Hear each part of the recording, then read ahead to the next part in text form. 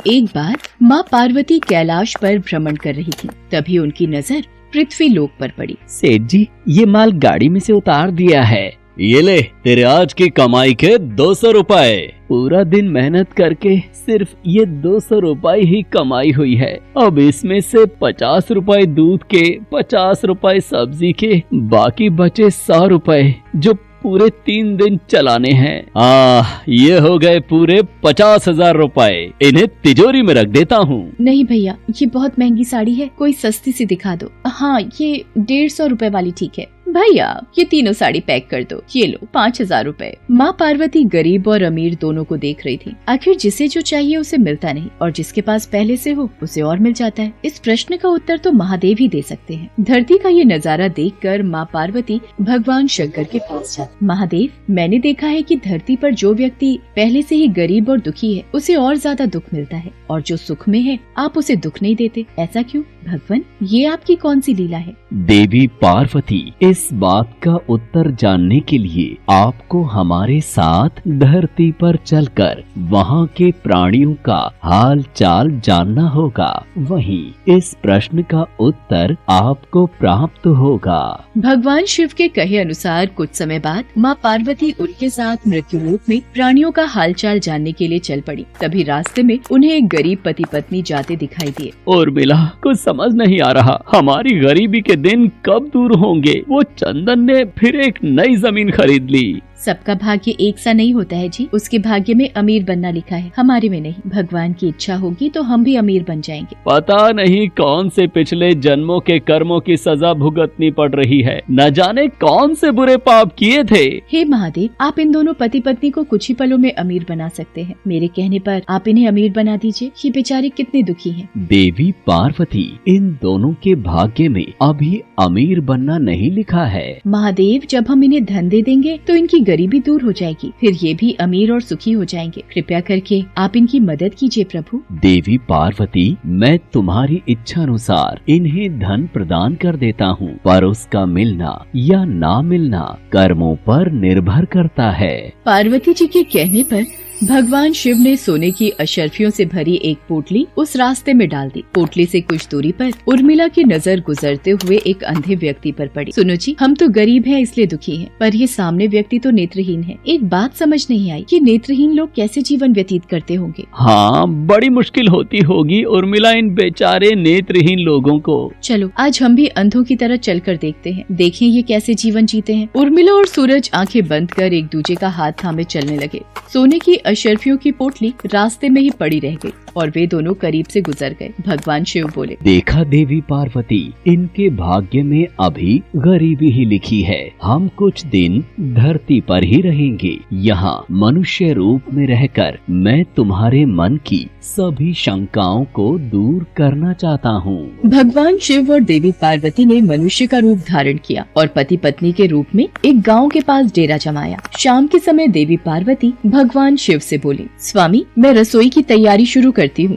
यहाँ पृथ्वीलोक में यदि हम रहने आ ही चुके हैं तो हमें भोजन की भी व्यवस्था करनी होगी। मैं चूल्हा बनाने की तैयारी करती हूँ, आप तब तक भोजन बनाने की सामग्री ले आइए।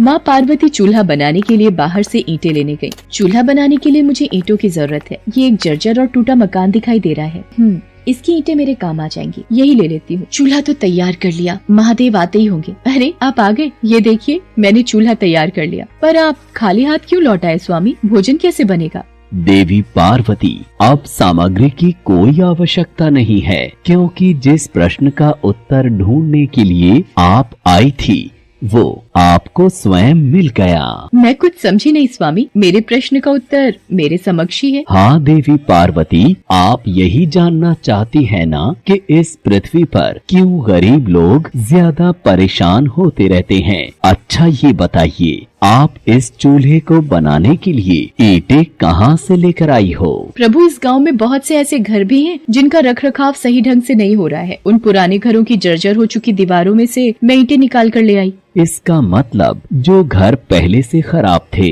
आपने उन्हें और खराब कर दिया, जबकि आप मजबूत घरों की दीवारों से भी तो ईंटें ला सकती थी। प्रभु, जो घर अच्छे और सुंदर दिख रहे थे, उस घर के लोगों ने अपने घरों का रखरखाव बहुत अच्छी तरह किया है। ऐसे में उन सुंदर घरों को बिगाड़ना मुझे उचित नहीं लगा। देवी पार्वती, कुछ दिन पहले पूछे आपके प्रश्न का उत्तर भी यही है। जिन लोगों ने अपने जीवन को अच्छे कर्मों से सुंदर बना रखा है, उन्हें दुख कैसे हो सकता है। इस संसार में हर मनुष्य अपने कर्मों का ही फल पाता है। सबके पास सब कुछ नहीं होता।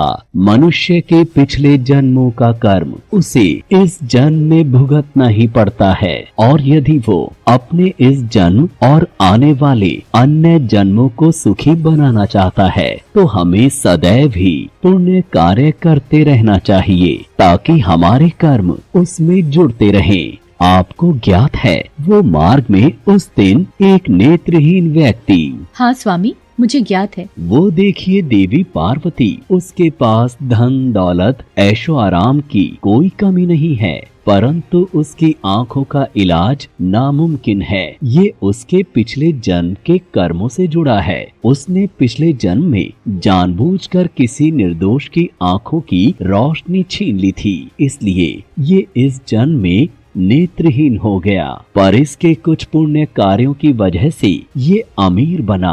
और वो गरीब पति पत्नी स्वामी? देवी, वो दोनों पिछले जन्म में एक कंजूस अमीर सेठ सेठानी थे, जो कभी भी कोई दान पुण्य नहीं करते थे।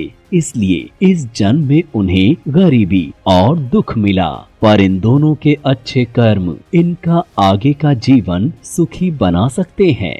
इस पृथ्वी पर कोई भी मनुष्य पूरी तरह से सुखी नहीं है देवी। हर मनुष्य के पास कोई न कोई दुख और समस्या है। मुझे उत्तर मिल गया है स्वामी। इस पृथ्वी पर सुखपूर्वक जीवन यापन करने के लिए मनुष्य को अपने द्वारा अच्छे कर्म करने चाहिए, ताकि उसे उसके पिछले बुरे कर्मों का फल न भुगतना पड़े। और फिर अपने प्रश्नों का उत्तर पाकर देवी पार्वती भगवान शंकर के साथ अपने रूप में आकर कैलाश वापस लौट गयीं।